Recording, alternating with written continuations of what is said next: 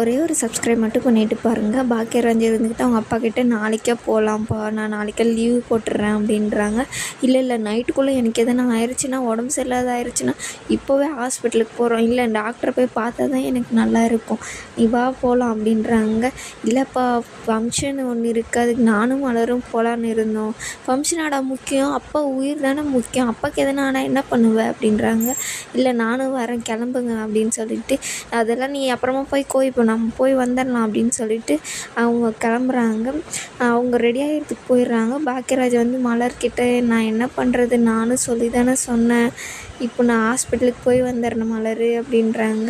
அதுக்கு மதியம் இருந்துக்கிட்டு ஏன் சுரேஷ்கிட்ட ஃபோன் பண்ணி சொல்லலாம், இல்லை அவர் பார்ப்பார், இல்லை அவரையும் கேட்டு பாருங்க அப்படின்றாங்க. இல்லைப்பா அவனுக்கு நிறைய வேலை இருக்கும், அவன் எங்கே எந்த நேரத்தில் இருப்பான்னு தெரியாது, அவனுக்கு ஃப்ரீயாக இருந்தால் தான் அவன் கூட்டிகிட்டு போவான் அப்படின்னா, அவனே கூட்டின்னு போகிறான்னு சொன்னாலும் இவங்க வந்து இவர் கூட தான் போகணுன்னு சொல்லுவாங்க, இல்லை அப்படின்னு சொல்லிட்டு மலர் வந்து கொஞ்சம் கோவமாக அங்கேருந்து கொஞ்சம் போயிடுறாங்க. ஏன்னா அவங்க அம்மாவுக்கு உடம்பு சரியில்லைல்ல, அவங்களையும் பார்க்குறதுக்கு போகணும்லன்றது அவங்களோட மனநிலமை.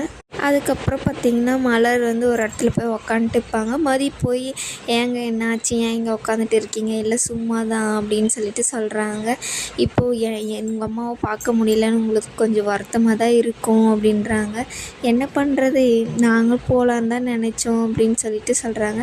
அது என்ன நினச்சோம், இப்போ வேணால் போங்களேன் அப்படின்றாங்க. இப்போ போய் எப்படி போக முடியும், போய் சொல்கிறது தப்பு இல்லையா, அப்போயும் நீங்கள் வெளியே போகிறேன்னு சொல்லிட்டு தான் உங்கள் அம்மாவை பார்க்க போனீங்க, இப்போ மட்டும் என்ன பண்ண போகிறீங்க, இப்போ கிளம்பி போங்க, அவங்க எப்படியும் வரத்துக்கு 3 ஹவர் ஆகும், அதுக்குள்ளே நீங்கள் போய் வந்துட மாட்டீங்களா அப்படின்றாங்க. இல்லை எனக்கு ரொம்ப பயமாக இருக்குது, ரொம்ப பதட்டமாக இருக்குது, அதெல்லாம் பார்த்துக்கலாங்க, சாப்பாடு செய்யணுமே அது நான் செய்கிறேங்க, நீ பார்த்துப்பியா, பார்த்துக்கிறேங்க, அது என்ன பெரிய விஷயமா, நான் சாப்பாடெல்லாம் பார்த்துக்கிறேன், நீங்கள் கிளம்புங்க அப்படின்னு சொல்லிட்டு அவங்களும் கிளம்பி வராங்க. அதுக்கப்புறம் பார்த்திங்கன்னா ஸ்ருதி வந்து நீ எங்கே கிளம்பிட்டீங்க அப்படின்னோடனே அவங்க அம்மாவுக்கு உடம்பு சரியில்லையா, அவங்கள பார்க்க போகிறாங்க. எப்படி இருக்காங்க அத்தை அப்படின்னா, முதுகு வலி தான் அப்படின்றாங்க. சரி போய் பார்த்துட்டு வந்துடுங்க, நான் போகிறது உனக்கு நீ யாருக்கிட்டையும் சொல்ல மாட்டேல்ல அப்படின்றாங்க. அதை போய் நான் எப்படி அண்ணி சொல்லுவேன், நான்லாம் யாருக்கிட்டையும் சொல்ல மாட்டேன், நான் தான் இன்றைக்கி சாப்பாடு செய்ய போகிறேன், நீ எனக்கு உதவி பண்ணு அப்படின்னு சொல்லிட்டு மதி வந்து சொல்கிறாங்க.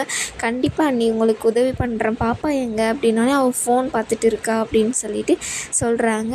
அதுக்கப்புறம் அவங்களும் நான் அங்கே முனையில் போய் ஆட்டோ பிடிச்சி போகிறேன், இல்லை நானே புக் பண்ணுறேன், நீங்கள் போங்க அப்படின்னு சொல்லிட்டு அவங்களும் அவங்க அம்மாவை பார்க்குறதுக்காக போயிடுறாங்க. அவங்க அம்மா வந்து அவங்க ஃபஸ்ட் தம்பியை பார்க்குறாங்க. என்னக்கா எப்படி வந்த, இல்லை ஆட்டோவில் வந்த அப்படின்னு சொல்லிட்டு, அம்மா எங்கே அப்படின்னோடனே அம்மா படுத்துட்டு இருக்காங்க அப்படின்னோடனே போய் பார்க்குறாங்க. எப்படி வந்த மலர், எப்படி இருக்கம்மா, நீ எப்படிமா இருக்க, நான் போய் உனக்கு காஃபி போட்டுக்கினாரு இரு மலர் அப்படின்னோடனே, இல்லை வேணாம் நான் இப்போ தான் அங்கே குடிச்சிட்டு வந்தேன், எனக்கு வேண்டாம் அப்படின்றாங்க.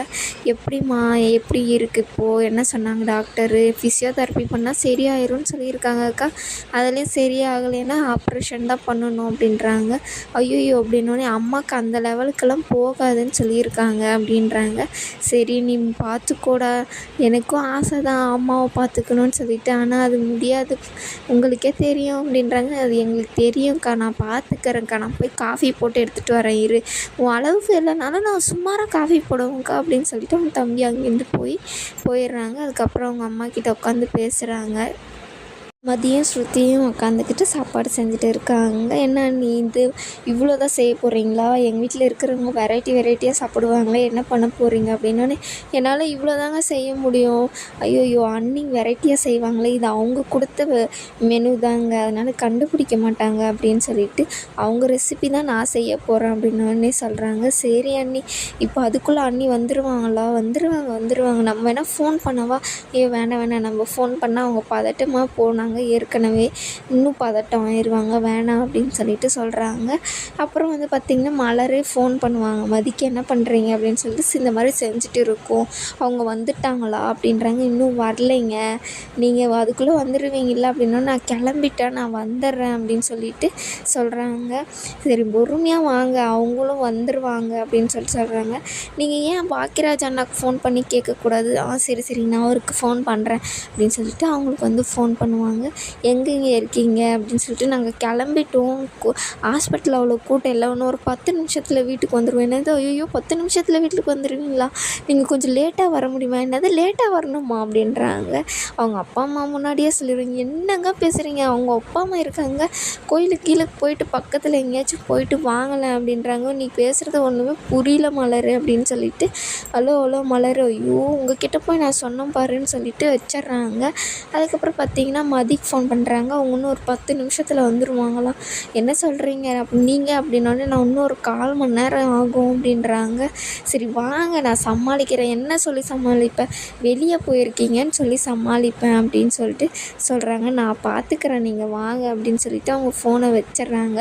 மலரும் பார்த்திங்கன்னா ஆனால் கொஞ்சம் சீக்கிரம் போங்க, ஸ்பீடாக போங்க அப்படின்னு சொல்லிட்டு அந்த அவங்க ஆட்டோ டிரைவரை போட்டு வாட்டி வதைக்கிறாங்க. அதுக்கப்புறம் பார்த்திங்கன்னா இந்த பக்கம் சுரேஷ் அவங்க அப்பா அம்மாலாம் இவங்கெல்லாம் வந்துடுறாங்க. பாக்கியராஜ் கூட்டின்னு போனார் இல்லையா, அவர் வந்துடுறாரு. மதிக்கும் ஸ்ருதிக்கும் ஒரே ஷாக்கு. ஐயோ என்ன சொல்ல போகிறோம், என்ன பண்ண போகிறோன்னு தெரியலையேன்னு சொல்லிடுவாங்க. அதோடு இந்த எபிசோடு முடியும்.